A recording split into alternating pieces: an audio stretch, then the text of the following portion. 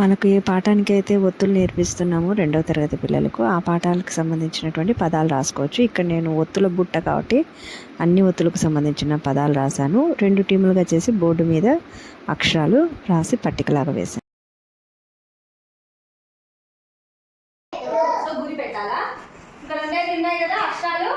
పదాలు ఉన్నాయి కదా, ఈ పదాలు ఉన్నాయి, ఇక్కడే ఉన్నాయి అక్షరాలు ఉన్నాయి. అవునా, చెప్పండి.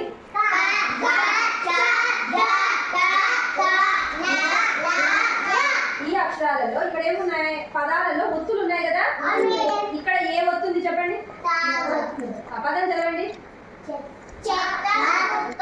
ఎన్ని ఒత్తులు ఉన్నాయి? ఏమేమి ఒత్తులు? సో తావత్తు, తావత్తును తాక్షరం ఇక్కడ, పావత్తు ఇక్కడ లేదు. ఓకేనా? సో తావత్తు దగ్గర ఎలా రాయాలి అంటే ఫస్ట్ ఒత్తు వచ్చినప్పుడు ఒక సున్నా పెట్టాలి.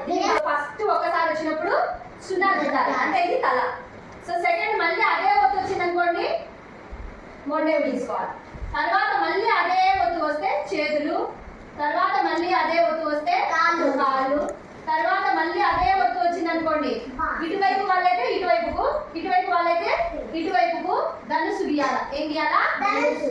మళ్ళీ అదే ఒత్తు గిన వస్తే ఏం చేయాలా? ధనుసుకు బాణం పెట్టాలి. ఎప్పుడైతే ఈ బాణం వస్తుందో అప్పుడు ఎటువైపు టీం వాళ్ళకి పూర్తి బొమ్మ వస్తుందో అటువైపు టీం వాళ్ళు అవుట్ అయినట్టు, చనిపోయినట్టు అవతల ప్లేయర్. ఓకేనా? సో మొత్తం ఎన్నిసార్లు రాలా? 1 2 3 4 5 6. ఒక ఒత్తు 6 సార్లు రిపీట్ అయ్యింది అంటే అవతల వాళ్ళు ఓడిపోయినట్టు. సరేనా? ఫస్ట్ మొదలట గాయత్రి. ఇంకో 2 పాయింట్లు గుర్తుపెట్టుకోండి. ఏ ఒత్తు అయితే తీసుకున్నారో ఆ ఒత్తు మాక్సిమం వచ్చేటట్టు తీసుకోండి. నెక్స్ట్ ఏంటి? 2 పదాలు ఉండేవి తీసుకున్నారంటే మీకు తొందరగా ఆట అయిపోతుంది, అవతల వాళ్ళు తొందరగా ఓడిపోతారు. స్టార్ట్ చేయనా? చూపించి చెప్పు. చక్కని చుక్క, చక్కని చుక్క. చూడండి, చెప్పండి. చక్కని చుక్క. సో ఈ ఒత్తులు ఏమున్నాయి? కావత్తు, రెండు కావత్తు. సో తల, మొండ. Very good. సో దీన్ని డబ్బాలు వేసేద్దాం. నెక్స్ట్ రామా. అమ్మమ్మ ఇల్లు. చూడండి పాపకు అమ్మమ్మ ఇల్లు. ఏమేమి ఒత్తులు వచ్చినాయమ్మా?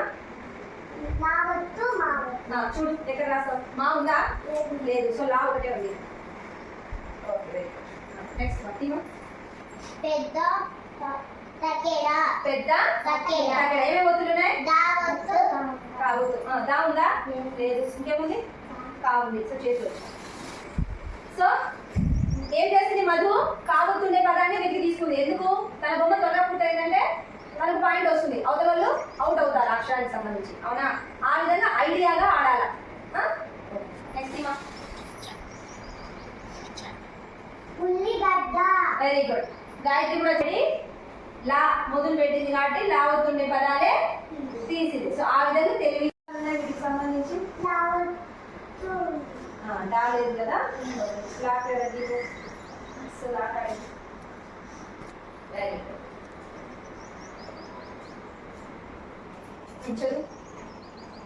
చుక్కలో చంద్రుడు. చుక్కల్లో చంద్రుడు. ఏమేమి ఒత్తులున్నాయమ్మా? కావుతూ రావుతూ. ఏ అక్షరాలు ఉన్నాయా చూడు. రావుందా? లేదు. కా. Very good. సో మధుని ఫాస్ట్గా అయిపోతుంది, పాయింట్ తెచ్చుకోవడానికి ట్రై చేస్తాను. కానీ గాయత్రికి ఏమొద్దు? సో 2 జావద్దులు. నెక్స్ట్ నెక్స్ట్ చెక్క ముక్క. ఏంటి? చెక్క ముక్క. ఏమొద్దు వచ్చింది? కావద్దు. ఎన్ని కావద్దులు? 2 కావద్దు. పైన చూడు. సో కాళ్ళు చేసి వచ్చిన తర్వాత ఇది కదా, అది ఒక ఒత్తు. ఇంకొక కావత్తుంది కదా, సో బాగా గీసే, బాగా గీసే. గాయత్రి. సో మధుకు ఒక పాయింట్, మధుకు ఒక పాయింట్. ఆడ అర్థమైంది కదా? సో ఇప్పుడు టీమ్స్ ఆడదామా? ఈ ఆట టరల్లో ఏ గ్రేడ్ పిల్లవాళ్ళకు చాలా చక్కగా ఉపయోగపడుతుంది. అంతేకాకుండా ఆటల ద్వారా పాఠాన్ని బోధించినప్పుడు పిల్లలు ఇంట్రెస్టింగ్గా పాల్గొనడం వల్ల పోటీతత్వం కూడా పెరుగుతుంది. సి గ్రేడ్ పిల్లవాడు కూడా ఏ బి గ్రేడ్ పిల్లవాళ్ళతో పోటీ పడి మరీ చదవడానికి ప్రయత్నం చేశారు. సో కష్టమైన ఒత్తు పదాలను కూడా వాళ్ళు ఇంట్రెస్టింగ్గా నేర్చుకోవడానికి ఈ ఆట ఉపయోగపడుతుంది. సో ఫస్ట్ చూసినప్పుడు మీకు కష్టం అనిపించవచ్చు. పిల్లలతో ఫస్ట్ నేను కూడా ఈ విధంగా రిహార్సల్స్ చేయించాను. సో తర్వాత టీములను చేసేసి వాళ్ళకు చిట్టీలు అక్కడ పెట్టేశాను. సో వాళ్ళే ఓన్గా ఆట ఆడేశారు. సో పిల్లలకు కష్టమైనది ఏది ఉండదండి. ఆట అంటేనే వాళ్ళు ఇంట్రెస్టింగ్గా నేర్చుకుంటారు. ఒకసారి మీరు కూడా ప్రయత్నించి చూడండి.